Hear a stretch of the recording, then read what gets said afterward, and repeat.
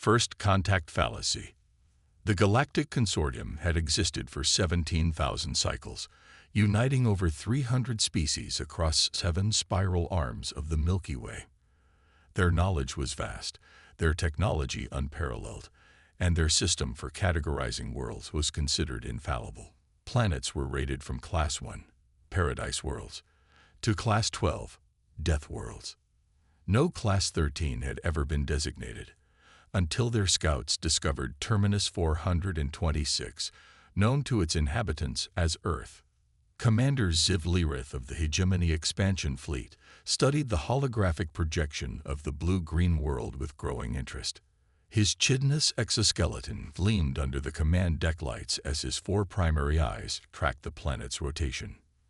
Fascinating. He clicked to his second-in-command, Sub-Commander Nextoreth.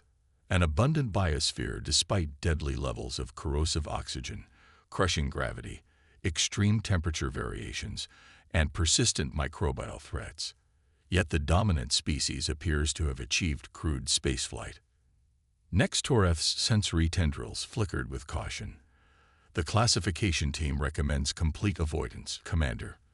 The humans have evolved in conditions that would kill most sentient species in the consortium. Their physical resilience alone is troubling, and yet their technology is primitive, Lirith countered. Our battle simulations project a 98.7% success rate with minimal casualties if we deploy a standard subjugation force. The hegemony has never encountered a pre-FTL civilization it couldn't conquer. With respect, this would be our first attempt against a Class 13 world. Lirith's mandibles clicked in dismissal. Their classification is an overreaction. The humans have barely established a foothold on their nearby satellite. They pose no threat to a civilized species with our capabilities. And so it was decided. The Hegemony Council authorized the deployment of 10,000 warriors aboard 200 assault craft, a force that had successfully conquered worlds with populations 10 times that of Earth. The mission was deemed a simple resource acquisition operation. Establish a foothold, neutralize organized resistance, and begin harvesting the planet's abundant minerals and biological materials. The battle fleet emerged from hyperspace behind Earth's moon, temporarily cloaked from the primitive detection systems of the humans.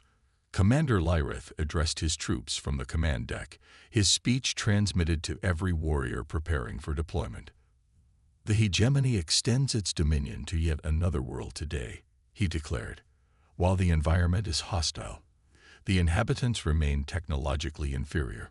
Standard subjugation protocols apply. Minimal casualties are expected. The assault crafts launched in perfect formation, their entry into Earth's atmosphere calculated to overwhelm the humans' limited defensive capabilities. They targeted multiple strategic locations simultaneously: military installations, government centers, and population hubs across what the humans called North America, Asia, and Europe. Initial contact proceeded exactly as Lirith had predicted. Human military forces scrambled aircraft that proved woefully inadequate against the hegemony's energy shields. Primitive projectile weapons bounced harmlessly off warrior exoskeletons. The first wave established 3 primary beachheads with barely a dozen casualties, all from environmental factors rather than human resistance. First phase successful, Nextoreth reported. Beachheads established in the regions designated Nevada, Siberia, and Sahara. Human military response is scattered and ineffective. Commander Lirith's thorax expanded with satisfaction. Begin second phase. Deploy the main force and establish forward command posts. I want resource extraction to begin within 2 planetary rotations. That was when everything began to change. The Nevada beachhead reported first. Commander, the humans are employing a new tactic. They've withdrawn conventional forces, but are now utilizing small, highly mobile units that appear, strike, and disappear.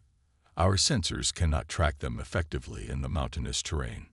Before Lirith could formulate a response, the Siberian command post went dark.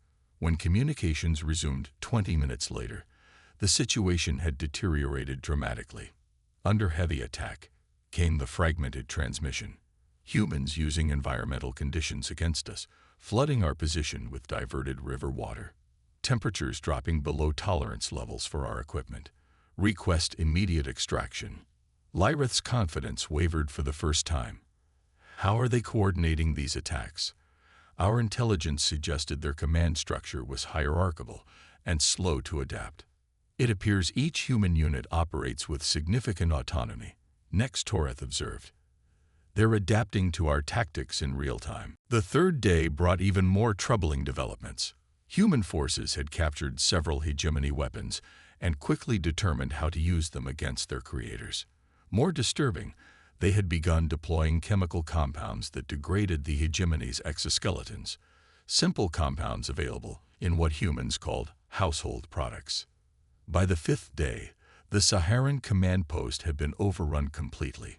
Survivors reported that humans had used the desert environment itself as a weapon, creating blinding sandstorms to cover their approach and attacking during the hottest part of the day when hegemony equipment struggled to maintain optimal operating temperatures. Commander Lyrith ordered a tactical retreat to consolidate forces, but it was too late. The humans had studied hegemony communications and were now jamming coordination signals.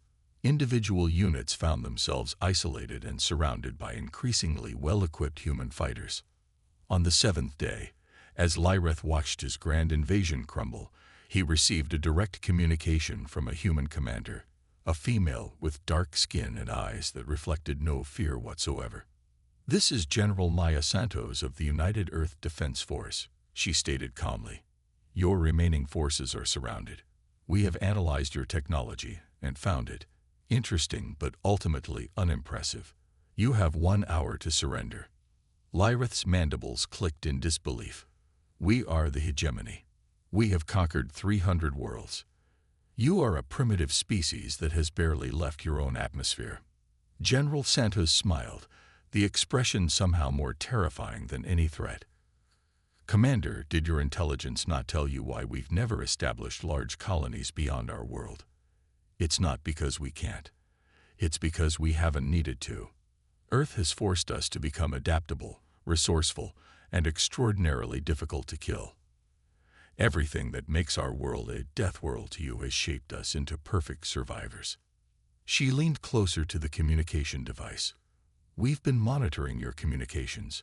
We know about the Galactic Consortium. We know about your classification system. And now, thanks to your invasion, we have your technology too."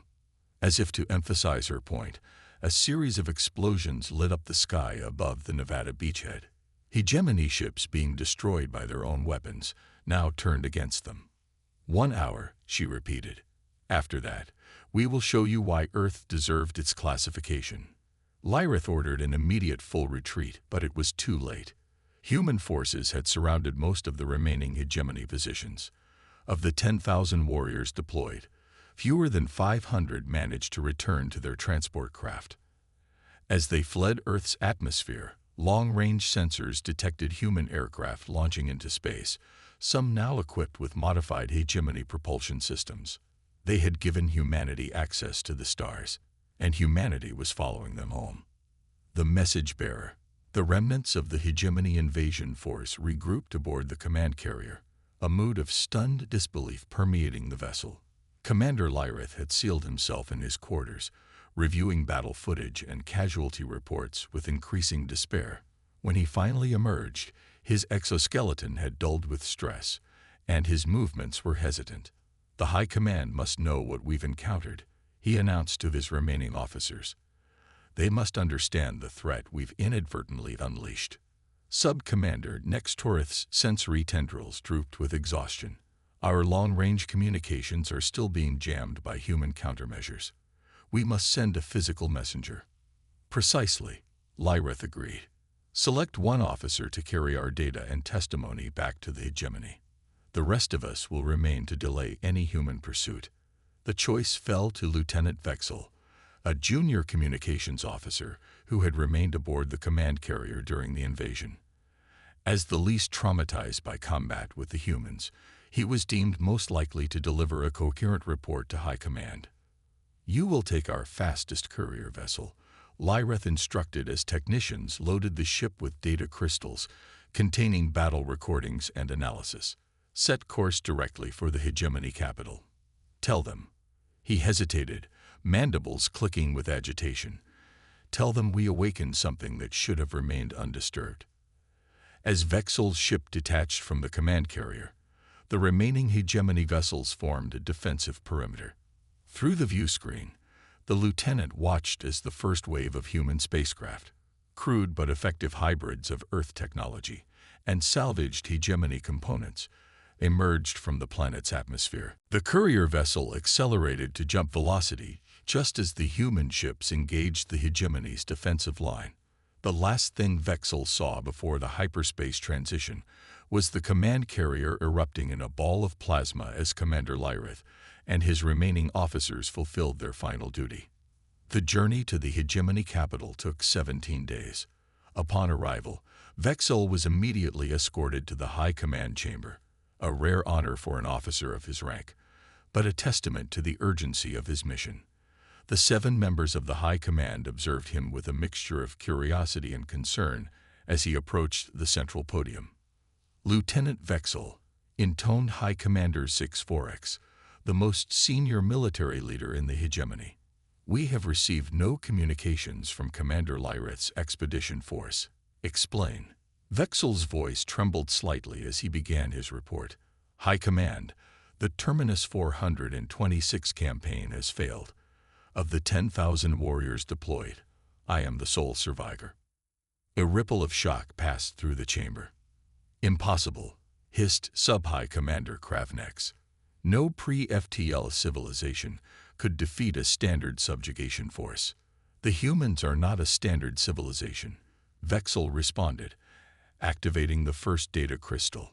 A holographic projection materialized, showing footage from the ground invasion.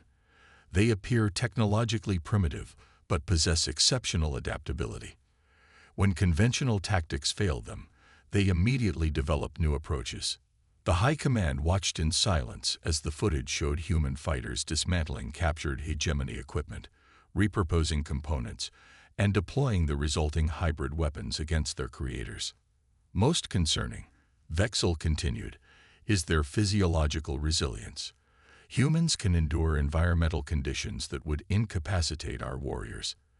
They require minimal rest, can consume almost any organic matter for sustenance, and possess remarkable regenerative capabilities. He activated another crystal, displaying medical scans of captured human fighters. Their evolutionary history has made them into perfect survivors. Their planet, their Deathworld, has forged them into warriors more formidable than any the hegemony has encountered. High Commander Vorex leaned forward. And Commander Lyrith, the command carrier. Sacrificed to delay human pursuit, Vexel replied. But before I departed, Commander Lyrith instructed me to deliver a specific message from the human leader. The chamber fell silent as Vexel activated the final recording. General Santos's face appeared, her expression calm but resolute.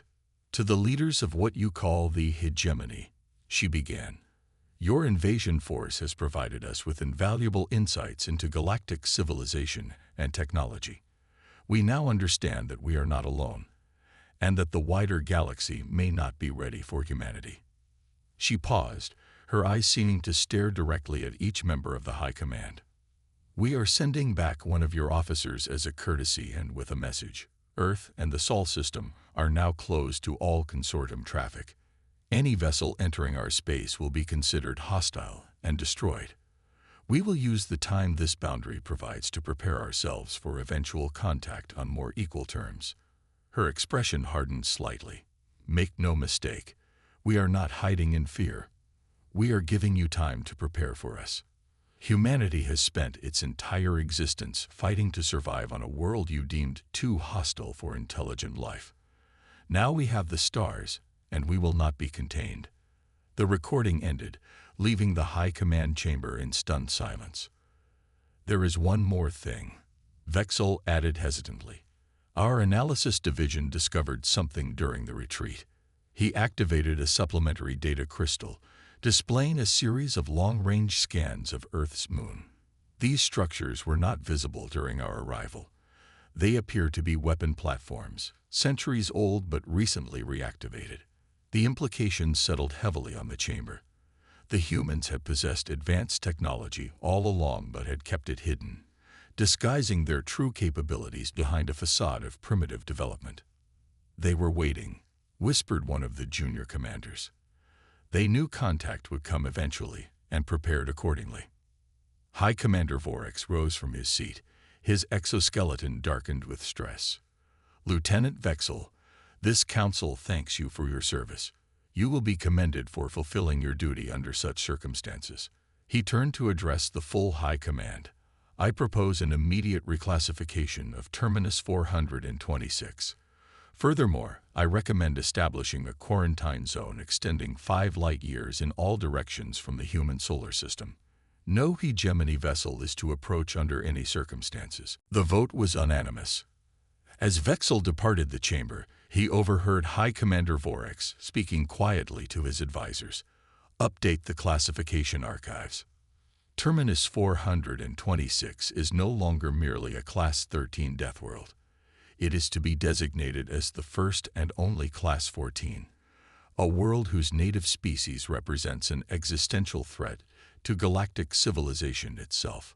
Meanwhile, beyond the edges of the Sol system, the first human deep space vessels were already underway, carrying with them the adaptability, resilience, and determination that had evolved on their deadly homeworld. Humanity had passed its first contact test, not with diplomacy or cooperation, but by demonstrating why even the most advanced civilizations in the galaxy should fear the inhabitants of a Deathworld. The stars had finally met their match.